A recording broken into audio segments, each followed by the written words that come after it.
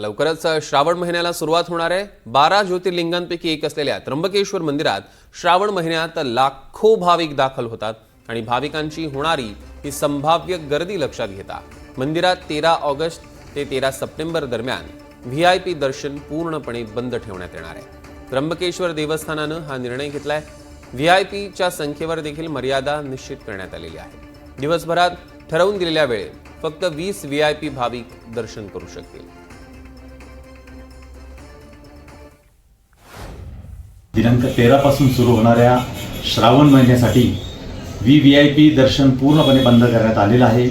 जे राजशिष्टाचाराच्या श्रेणीत येतात अशा शासकीय व निमशासकीय संस्थांसाठी सकाळी 6 ते 10 वाजेपर्यंत आणि सायंकाळी 6 ते 8 वाजेपर्यंत या दरम्यानच राजशिष्टाचाराचं दर्शन उपलब्ध आहे। इतर भाविकांना मात्र या ठिकाणी अति तातडीचं दर्शन किंवा देणगी दर्शन जे 200 रुपयात प्राप्त होतं म्हणजे 2500 रुपयात प्राप्त होतं ते दर्शन चालू राहील।